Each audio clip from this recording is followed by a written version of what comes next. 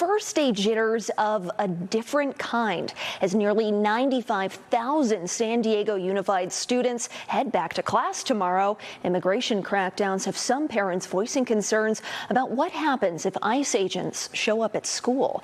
Good evening, and thank you for joining us. I'm Steffi Roche. And I'm Steve Price. District leaders tell us that some families need to prepare themselves right now and be in contact with community-based resources that can help. But they also stress that steps are being taken to keep students safe and that kids should head to class. I looked into district policies in San Diego and surrounding communities in the event of federal agents appearing on campus for enforcement actions.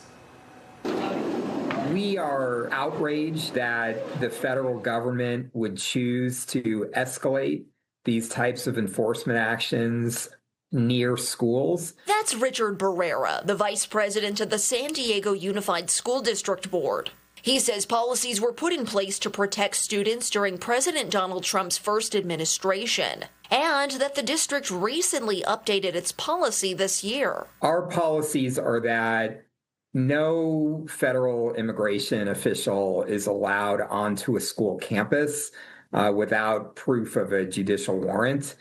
And no federal immigration official has access to student records without proof of a judicial warrant. It's the same policy in Chula Vista. But last Wednesday, ICE agents arrested a parent outside an elementary school in the South Bay community. In a statement, ICE says the woman had been ordered deported in absentia by an immigration judge in 2022, and that there was no impact on students or school grounds.